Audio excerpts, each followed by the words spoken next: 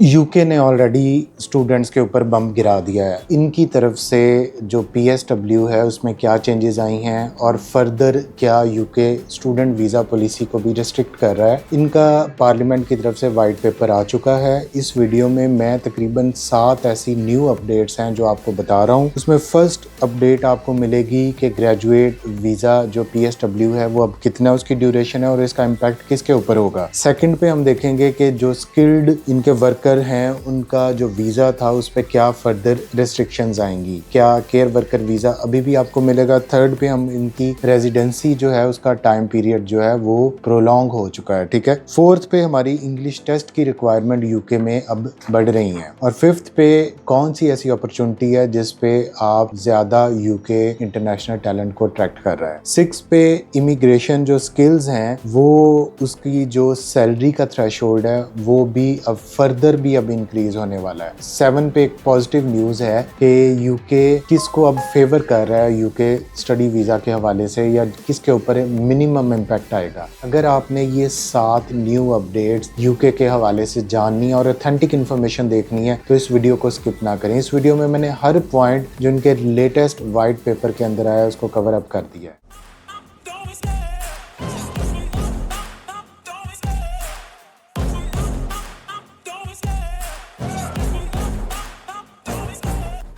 UK के हवाले से बैड न्यूज़ आपको लास्ट वीक भी वीडियो अपडेट की थी। यूके एक वाइट पेपर लेके आने वाला तो वो फाइनली वाइट पेपर आ चुका है। इसका मकसद ये है कि यूके अपनी लीगल जो इमिग्रेशन है, माइग्रेशन यूके में लोग ज़्यादा आ रहे हैं और वापस कम जा रहे हैं, उसको रिड्यूस करना चाहता है। तो उनका एक टारगेट है होम ऑफिस का कि जैसे जैसे हम वीज़ा पॉलिसीज को स्ट्रिक्ट करते जाएंगे तो हमारा जो है वो ड्रॉप डाउन हो जाएगा और 2029 तक उनको उम्मीद है कि 1 लाख तक नेट माइग्रेशन यूके के अंदर कम हो जाएगी। जो लास्ट ईयर 7,28,000 तक, जून 2024 की बात करें, 7,28,000 लोग जो है वो यूके के अंदर आ चुके थे। तो उनके प्रेसिडेंट की तरफ से ये स्टेटमेंट जरा सुने कि every area of the immigration system including work, family and study will be टाइटेड up so we have more control. So वो अब स्टडी, वर्क, फैमिली हर कैटेगरी में जो वीजा पॉलिसी है यूके उसको रिस्ट्रिक्ट करने जा रहा है। ये 7 पॉइंट इस वीडियो में मैं 1 बाय 1 कवर कर रहा हूँ। तो सबसे पहला और मोस्ट कंसर्न पॉइंट जो स्टूडेंट्स का है वो है पीएसडब्ल्यू का। पीएसडब्ल्यू जो है वो 2 साल से रिड्यूस होके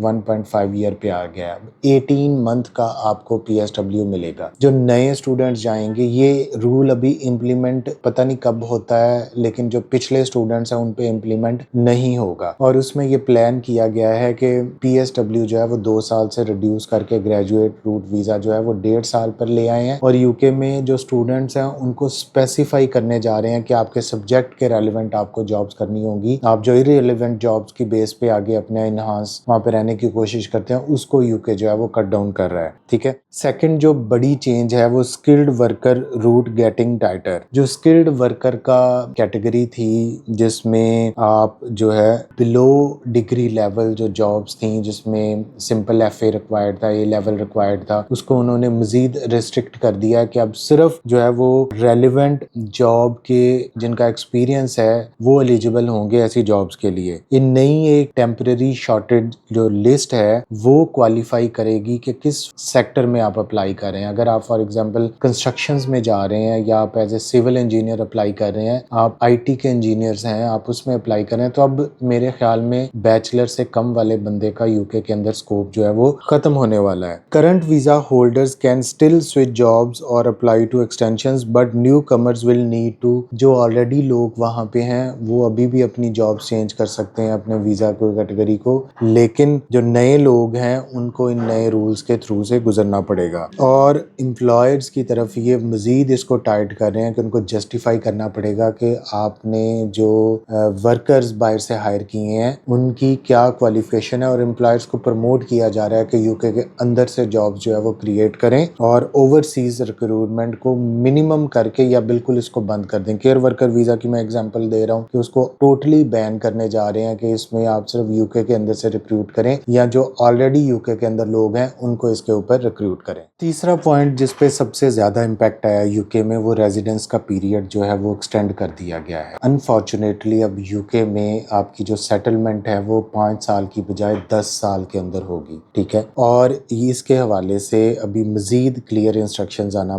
बाकी हैं, लेकिन इसमें जो ऑलरेडी ग्लोबल टैलेंट पे या इनोवेटर फाउंडर पे या ब्रिटिश जो नेशनल्स हैं उनके डिपेंडेंट्स हैं उनके ऊपर कोई इम्पैक्ट नहीं है। उनका जो टाइम फ्रेम है वही 3 से 5 साल है जिस पे वो अपनी रेजिडेंसी ले सकते हैं। एक और नई यूके रिस्ट्रिक्शंस लेके आ रहा है कि life in the UK test जो था, जो पीआर के लिए देना पड़ता था, उसमें इंग्लिश की जो रिक्वायरमेंट्स हैं उसको भी ये प्लान करें कि उसको भी अपलिफ्ट किया जाए। उसमें शायद ये C1 लेवल पे आपकी रिक्वायरमेंट को ले जाए। तो यूके इन चीज़ों को day by day further tight कर रहा है ताकि मैक्सिमम यूके के अंदर लोग जो चले जाते थे और वापस नहीं जाते थे उसको किसी ना किसी तरीके से उसको रोका जा सके। चौथा जो पॉइंट है उसमें इंग्लिश की जो लैंग्वेज की रिक्वायरमेंट है उसको बढ़ाया जा रहा है, ठीक है। मिनिमम जो एप्लीकेंट है और अडल्ट डिपेंडेंट्स हैं उनको स्ट्रिक्ट इंग्लिश लेवल्स के ऊपर जो है वो अब रिक्वायरमेंट उनकी आने वाली है, स्पेशली जब वो वीज़ा एक्सटेंशन करें या सेटलमेंट के लिए। पहले B1 लेवल तक जो है वो इंग्लिश की रिक्वायरमेंट एक्सेप्टेबल थी, अब इसको वो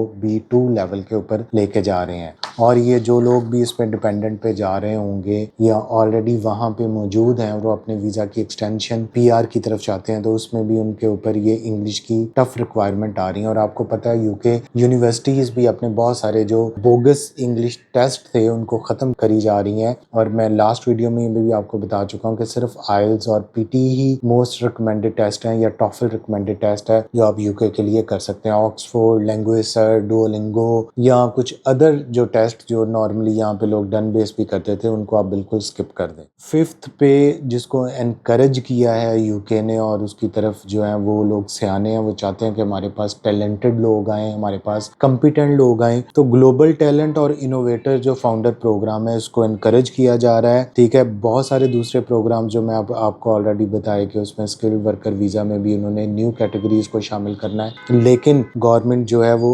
एक्टिवली ग्लोबल टैलेंट और इनोवेटर फाउंडर वीज़ा को अट्रैक्ट कर रही है ताकि एक्सेप्शनल टैलेंट और स्पेशली जो हाई इम्पैक्ट सेक्टर्स हैं, फॉर एग्जांपल टेक्नोलॉजी है, इंजीनियरिंग के सेक्टर्स हैं, IT के सेक्टर्स हैं, इनमें वो इंटरनेशनल टैलेंट को अट्रैक्ट करना चाहती है। तो अगर आपकी प्रोफाइल बहुत अच्छी है और आपने पीछे IT का आपका बहुत अच्छा बैकग्राउंड है, रेलिवेंट एक्सपीरियंस है, तो फिर आपको यूके मजीद ज़रूर सेलेक्ट करना चाहिए। ये उनके लिए गोल्डन चांस है जो ऑलरेडी एक्सेप्शनल हैं, जिनके पास कोई स्किल्स हैं, जिनके पास कोई सर्टिफिकेशन है, अचीवमेंट्स हैं, अवार्ड्स हैं, उनको यूके जो है वो मजीद अट्रैक्ट कर रहा है। और उनका पीरियड जो है वो रेजिडेंसी का पीरियड स्टिल जो है वो बहुत क्विक है, 3 to 5 ईयर्स में उनको रेजिडेंसी मिल जाएगी। जो 6 मेजर चेंज है वो immigration skills charge rising. Employers looking to sponsor international workers may see an increase in ICS by 32%। इसका मतलब ये है कि अब जो COS लेटर था, जो स्पॉन्सरशिप लेटर था, उसको हासिल करने के लिए उनको 32% ज़्यादा उनकी जो है वो उसको इंक्रीज किया जा रहा है। तो इसके नतीजे में जो आप नॉर्मल एक छोटी कंपनी को एक मिनिमम जो वर्कर यूके के अंदर हायर करना होगा वो 2400 पाउंड पे, और अगर एक बड़ी कंपनी है उसको तकरीबन 6600 पाउंड पे पर